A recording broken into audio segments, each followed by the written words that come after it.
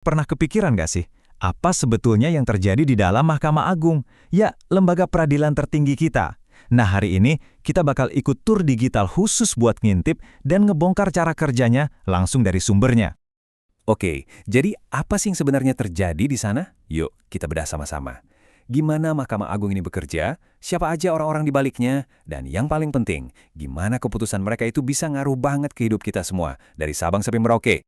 Ini dia peta perjalanan kita. Pertama kita kenalan dulu, terus kita selami inti pekerjaannya, kita lihat siapa aja pimpinannya, lalu kita bongkar transformasi digitalnya yang jujur, cukup mengejutkan, dan terakhir, kita cari tahu gimana cara aman buat terhubung sama mereka. Langsung aja yuk! Oke, bagian pertama, mengenal Mahkamah Agung. Kita mulai dari yang paling dasar dulu ya, biar fondasinya kuat. Apa sih sebetulnya lembaga ini? Gampangnya gini deh, coba bayangin sistem peradilan kita itu kayak piramida. Nah, Mahkamah Agung ini ada di puncaknya. Keputusan mereka itu final, mengikat, dan gak bisa diganggu-gugat lagi. Artinya, apapun yang mereka putuskan di sana, itu dampaknya nyata banget buat kita semua. Oke, kita lanjut ke bagian 2, Jantung Peradilan Indonesia.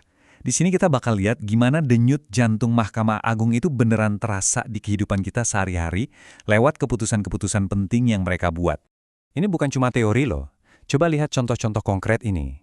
Ada aturan soal ganti rugi pembebasan lahan buat proyek-proyek besar, ada pedoman soal UU ITE yang ngatur cara kita ngomong di dunia maya, bahkan sampai cara nanganin kasus pidana pajak. Ini nunjukin banget kan, jangkauannya itu luas banget. Nah, dari tadi kan kita nyebut-nyebut Perma. Perma itu apa sih? Anggap aja ini semacam alat sakti yang dipunya Mahkamah Agung. Jadi, kalau ada undang-undang yang aturannya bolong atau mungkin abu-abu, Perma inilah yang turun tangan buat ngasih panduan dan kejelasan buat semua pengadilan di bawahnya. Sekarang bagian ketiga, wajah di balik palu. Karena di balik setiap putusan besar itu, pasti ada orang-orangnya. Nah, sekarang kita kenalan yuk sama siapa aja sih yang ada di balik institusi penting ini. Ini dia 3 pilar utamanya. Ada ketua yang merupakan pimpinan tertinggi. Lalu ada sekretaris yang ibaratnya manajer umum buat ngurusin semua administrasi. Dan ada panitera yang jadi kepala buat semua urusan berkas perkara. Mereka inilah trio yang bikin mesin peradilan ini terus berputar. Dan cakupan kerja mereka tuh, luas banget. Dari kasus pidana biasa yang kita sering dengar, urusan keluarga di peradilan agama, sengketa militer sampai urusan administrasi negara. Bahkan mereka juga punya badan pengawasan internal dan badan khusus buat riset dan pengembangan hukum. Lengkap. Oke, siap-siap ya. Kalau kamu mikir lembaga peradilan itu kuno, kaku, dan tradisional, kayaknya kamu bakal kaget. Karena di bagian 4 ini, kita bakal lihat sisi super modern dari Mahkamah Agung.